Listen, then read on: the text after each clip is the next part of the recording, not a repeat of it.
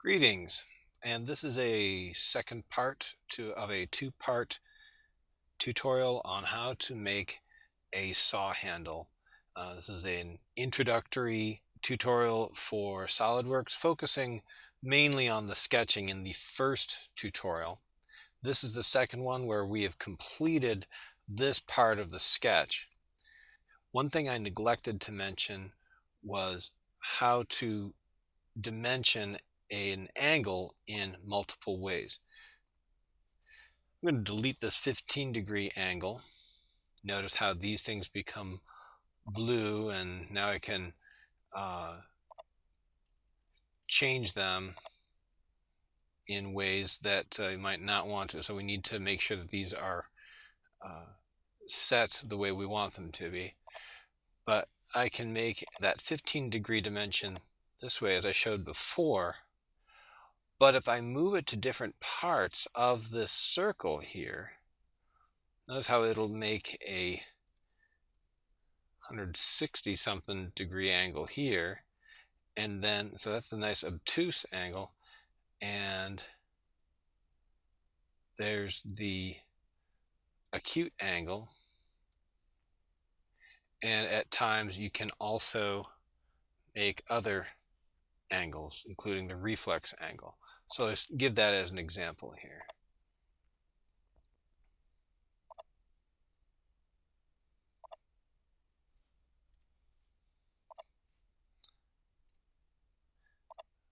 So I can make this 45, 135. Then if I come out here, it ends up being a 315-degree angle. So that's the reflex. There's the 135 again, 45, 130. So depending on what your intentions of your design are,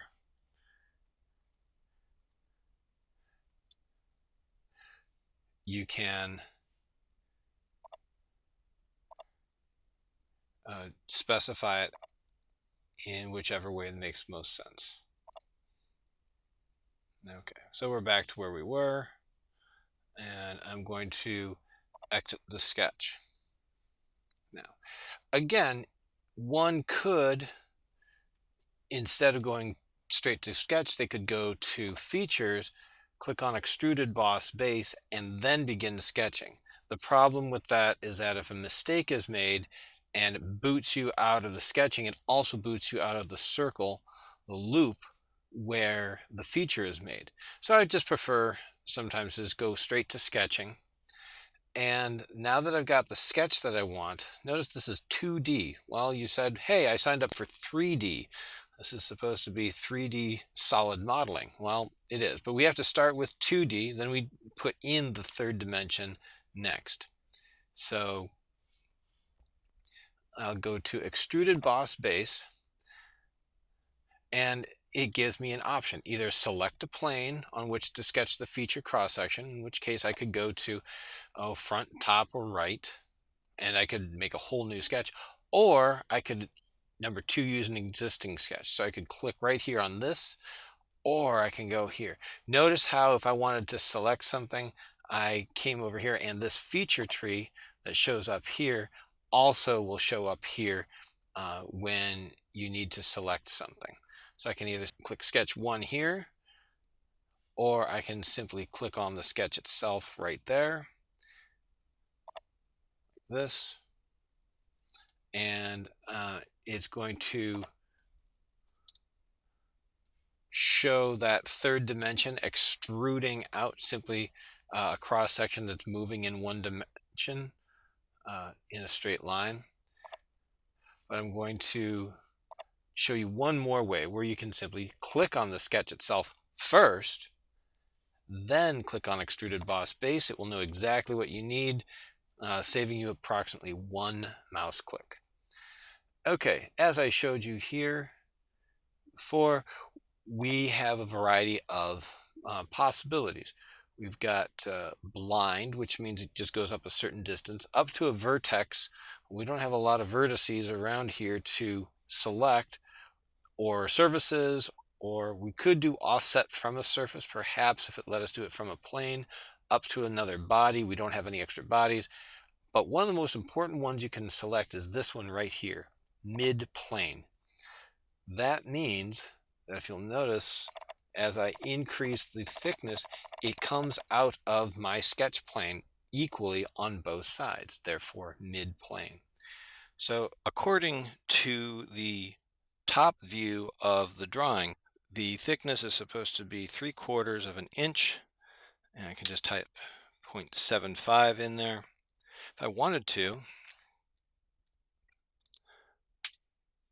I could type 3/4. That also gives me 3/4.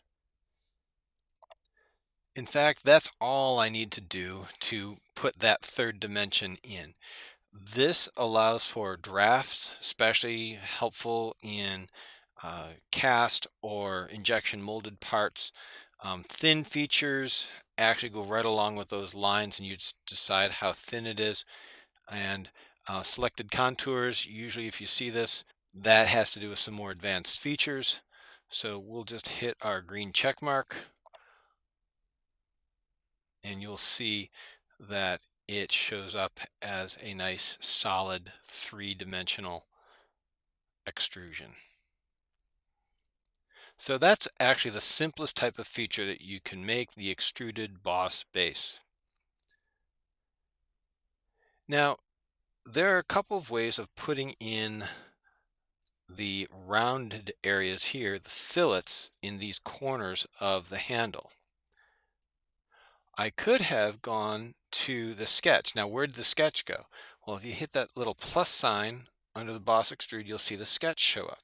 If I want to modify the sketch, I can do a couple of different things. I can right click on boss extrude and I can go up to edit sketch. I use the right click a lot, or right click on the sketch and go to edit sketch. So you'll probably do this quite often. This will allow you to edit, modify things fairly easily. You can also double click. If you double click on the boss extrude, you'll just have all of the dimensions that are shown. So all these black dimensions are from the sketch, and this blue one is from the feature. So if I just double click on sketch 1, it actually shows up in a form that we can edit it. We can move things around. We can change or delete, modify all of these different relations as well. So we're in the edit sketch mode here. So what I could do, and say I wanted to look straight on and I don't know which plane to use, I can click here and just go right there and it'll snap right to looking at it straight on. I can go to my sketch up here. So yeah, it was on features. Now you want to go to the sketch and then in edit sketch mode, and I can create a fillet. And I can go from here to there. And I'm going to hit check mark. Okay. And it will create this fillet and put in a radius on it, which is nice. Now I'm going to look a little bit closer at this. Notice how this dimension didn't change. Sometimes they do depending on what kind of editing you're doing, but in this case it created an intersection point. That's what this is. It created an intersection point for this line and this line that this dimension continues to dimension to. So it's a nice little feature there. So I could have created the radius that way. I don't always like to do that. So I'm going to create fillets using a fillet feature. So there's a sketch entity called a fillet, and there's a feature called a fillet. So you got to keep them straight. Fillets are very easy to put in sometimes. Sometimes the geometry is so funky that the fillet doesn't go in and it gets pretty frustrating. But let's just put these two in. Remember, this is a 0.5 inch radius fillet and it says 2x. And you'll see it here and you'll see it here. So all I have to do is click on those edges and it will fill it in. So there's edge 1, edge 2. It's showing a full preview. That's what those yellow bits are. And we want, instead of 0.1 inch, I will select that and type in 0.5.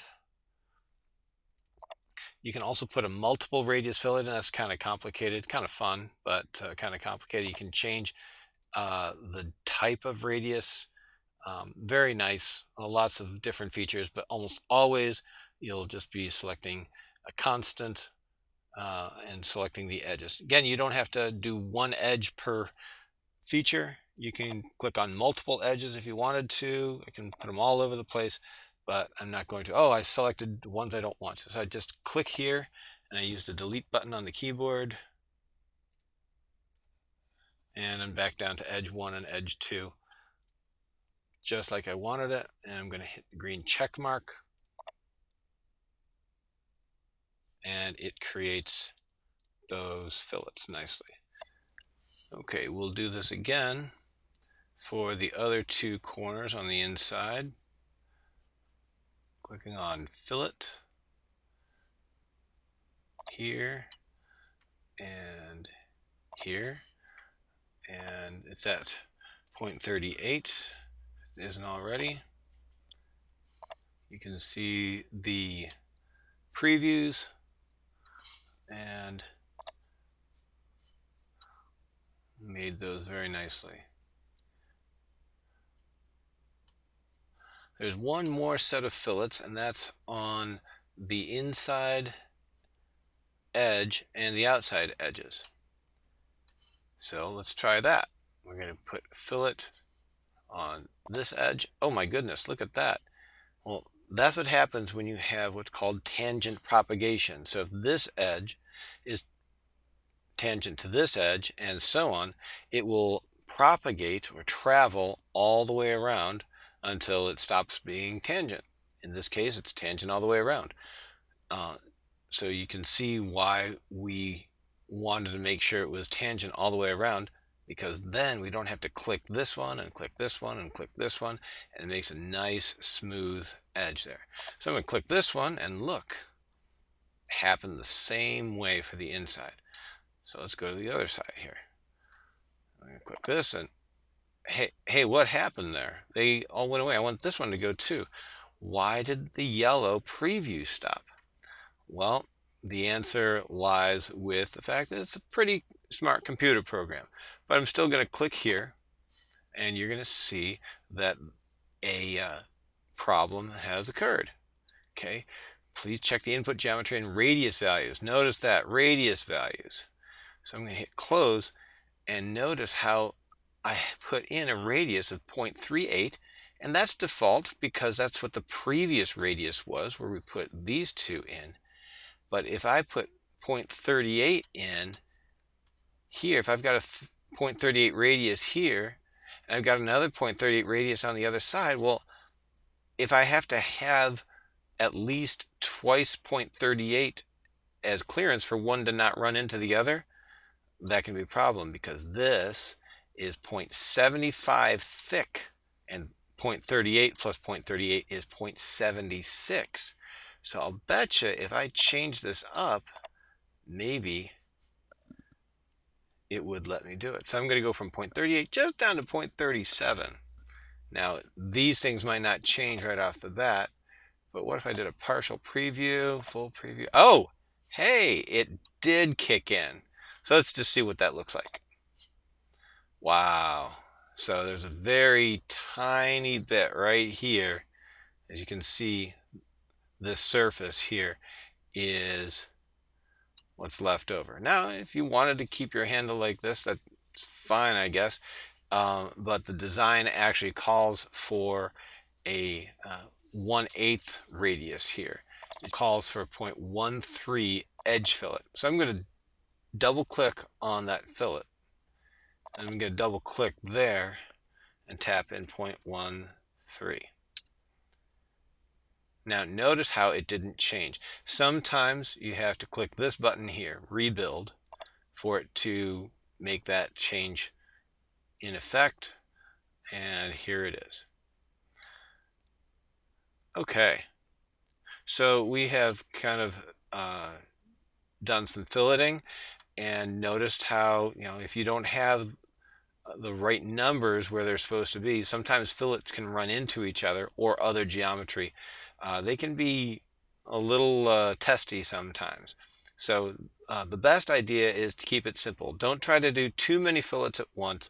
Don't try to do too few, because then it can be also a little bit of a pain.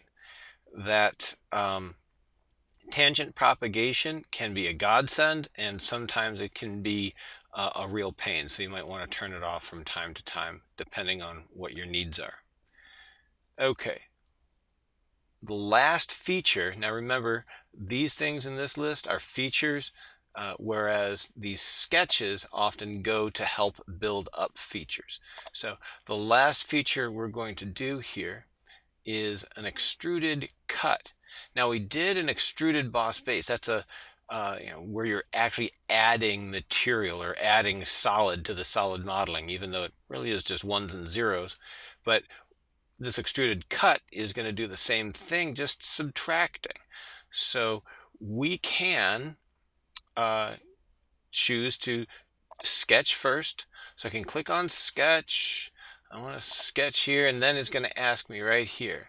Select a plane, planar face, or an edge on which to create a sketch for the entity, or an existing sketch. Well, we don't have an existing sketch we're looking for. So we would do select number 1, and we would select up here. Now, we can select any plane that we have created, not just the front, the top, or the right. We can select any plane, so including this plane right up here. Another thing we can do is simply select the plane first and then go into sketch, and it won't bother to ask us with that little yellow menu. A third thing we can do is go to features and then click on extruded cut, and then it will throw us into sketch mode. And again, this time we get the yellow menu like this, and it'll ask us for a plane. Or worse yet, yes, a fourth thing, we can select the plane, then go to the extruded cut, and it'll go straight to the sketch. Now, we could sketch on this plane if we wanted to. That's all very well and good, but I like to look straight down at it, and if I can't remember which plane it was, especially if it was something at a funny angle, I can go right to this spot here where it says normal to. If we selected normal to, it would change it so we're looking straight at the sketch plane, no matter where the sketch plane is. So I can do that, or in this case I can just click on the top here and it'll show us the top. So either one of them works. Sometimes students say it didn't do it, and they think they're on the sketch plane, but they're on the wrong plane, and they're actually looking at something that's at right angles to it, and nothing's getting sketched because they're not looking at it. So just make sure you're on the correct sketch plane. Now, this is a nice, easy sketch. All we're going to do is we're going to use a rectangle. So a rectangle is exactly what it is. We're click on 2 corners, and it will generate a rectangle for you. And everything will be vertical and or horizontal, will be at right angles, and so on. Now I'm going to also show you how to select a bunch of entities like that. I hit escape and I got out of rectangle mode. I clicked up here, dragged all the way over here, and released, and I selected all 4 of these entities. And I'm going to hit the delete button, and there they go. Okay, I'm going to go back here to corner rectangle, and I'm going to go right on here. Notice how to the lower right of my little pencil, it shows a yellow relation. That means coincident. So the point that I make here is going to be coincident on that line, that orange line that shows up, which is really what I wanted. And you'll see that here, that green one now replaced the yellow one so that it is an official relation. I'm going to hit escape so I'm out of rectangle mode. Now another way I can enforce this relation over here is by clicking on the line, holding my control key down, and clicking on this line. I just want to show you this other relation called the collinear relation. And that just means that the 2 lines are going to be on the same line path. So they will never move from that. So I can still drag these points up and down, but they're not going anywhere other than on that line path. I didn't have to, because the fact that it's vertical and the fact that that point's on the line, that works. Oh, telling me that it's unsaved. So make sure you save early, save often. And notice how the little asterisk is not there any longer. Okay, I'm going to show you another way of using symmetry. It's sometimes a little bit easier. In this case, it makes a whole lot of sense. If I right-click on this line, I can just go right down and select the midpoint. There's a bunch of other things that you might want to check out here, but I'm going to show you select midpoint. Each one of these lines has a midpoint, and the computer allows you to pick it out. So I'm selecting that midpoint. Notice how some relations are here.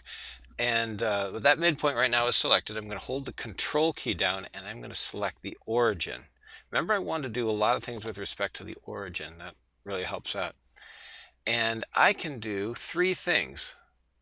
I can make them horizontally aligned, I can make them vertically aligned, or coincident. Well, now this point's on this line's on this line, and this line is definitely not going to be on the origin. So I can't make it coincident, and it'll cause a problem. Same thing with vertical. This line's over here. The origin's here. So they're not going to be vertically aligned with each other. But horizontal, yeah, we can do that. So I just made sure that the midpoint of this line is always immediately somewhere to the right of the origin. So now when I move it up and down, everything goes symmetrically. Okay, so that was a nice cheat-tastic way of using symmetry without having to put in a line of symmetry and making a few more clicks. So now we have two dimensions that we need to put in. No more relations we can put in. So I'm just going to click on the line itself. And if I don't click on any other entities, I just click out in space.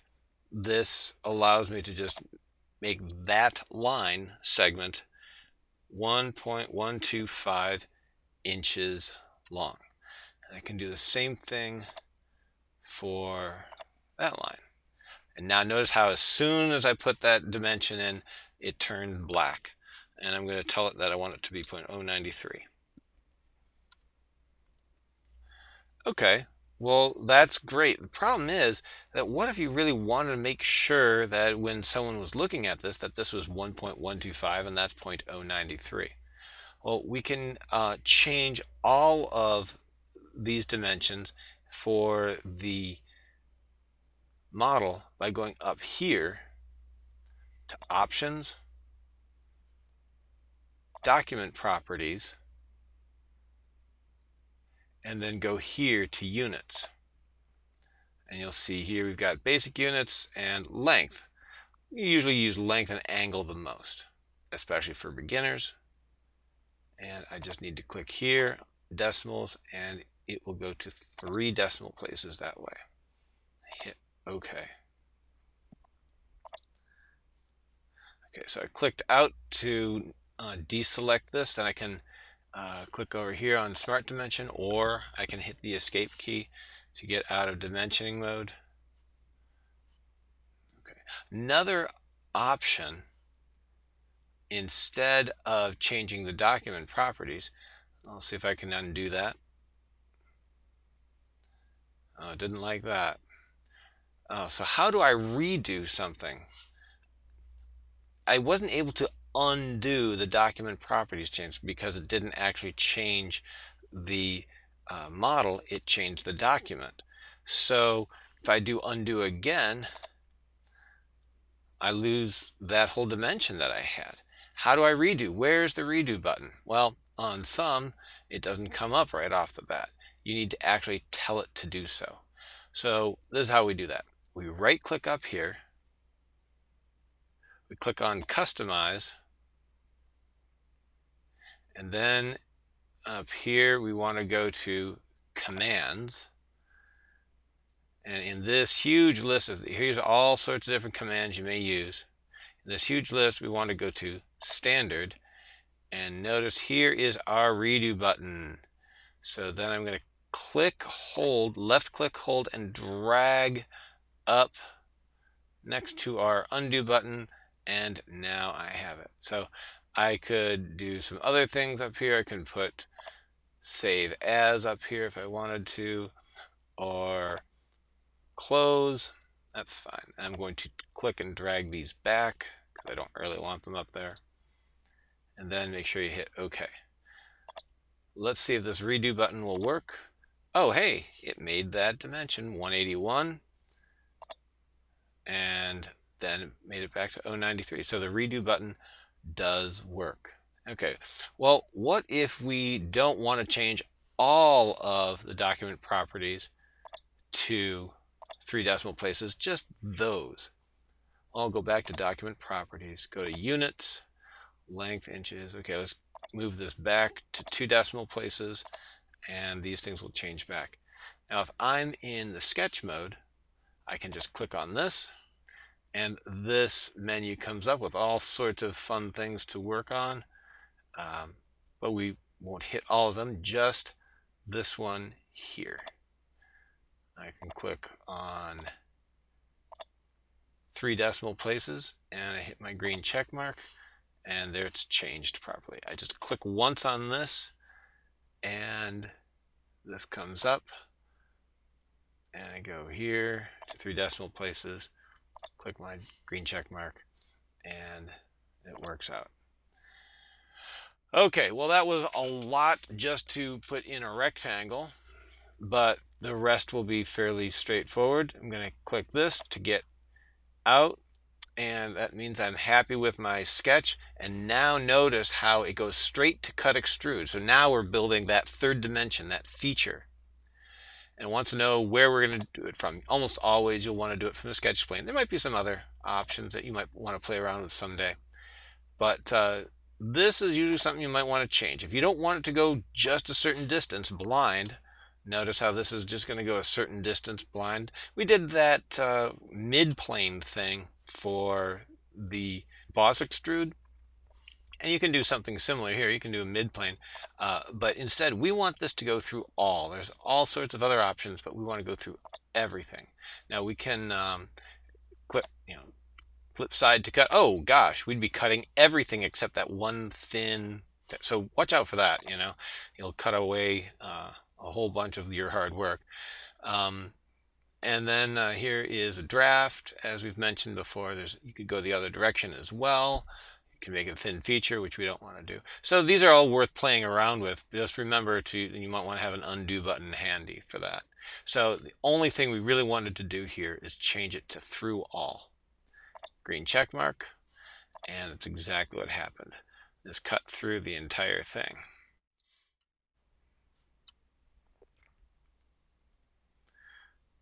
Another thing I wanted to point out here was just up here, you can change the display.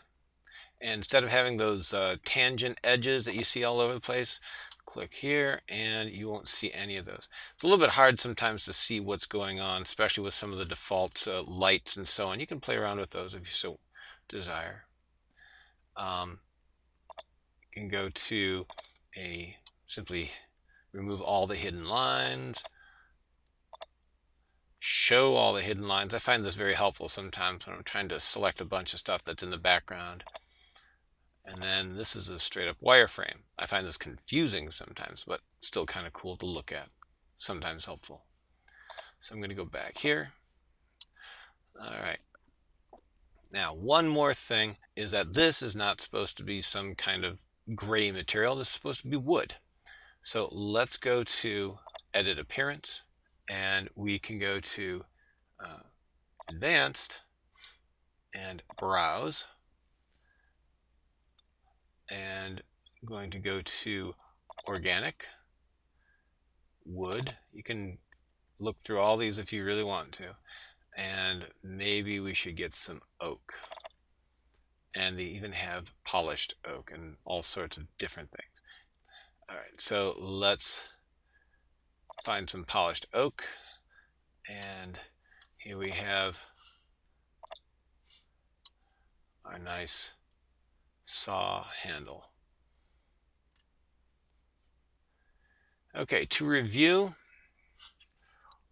first thing we did in the first video is we got into this sketch showing a lot of different basic sketch capabilities and requirements.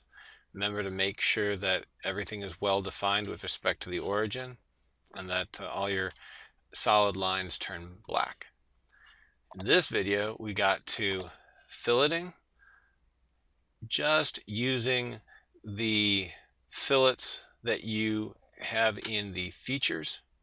That's usually one of the best ways of doing it, is using the features, although there are times when you want to use the sketch fillets. So showed you how if you make these with multiple edges in the same feature, you want to make sure that they're going to be the same size. Then you change one and they all change. With this fillet, we chose a whole bunch of edges. It was nice because we used tangent propagation, but we also ran into some of the problems with fillets where they can run into other geometry and fail to be produced. Luckily, our numbers worked out and we were able to make them. For the cut extrude, we started with this sketch. We used a simple way of making it symmetric about the origin. Also showed you how to make these dimensions come out to 3 decimal places when needed. And then we simply used the cut extrude, which is actually what we clicked on first before we selected this surface, and we made it go through all. Then we went up here to appearances and made this look like some nice polished oak. And now I'm going to point out one last little item. Notice how I've got Boss Extrude 1 and Sketch 1 and Fillet 1, but suddenly you see Fillet 6 and Fillet 8 and Sketch 8. What happened? Well, somewhere in the middle there, I had to stop the video and start it over again. I tried a few things in between. So my fillets got labeled 1, 2, 3, 4, 5, and 7. And that's why you see Fillet 6 and Fillet 8. Those are just the default names. It could be named George. As a matter of fact, we could name it George. So I'm going to click on it and then hover, and you can see that you can rename these things. So there's George, and I can name this one, click on it, and I click again and just hover. I'm going to call it Paul. And again, if I don't want to see the sketch, I just click here. I can rename sketches too, but this is going to be a little bit more fun. Click and hover. I'm going to call that one John. And of course, this one will have to be Ringo. Now, if you actually do rename your features, you might want to name them things that are a little bit more pertinent to the particular model. Well, I hope this video helped, and I will hopefully be presenting to you again the rivet, which is the next step.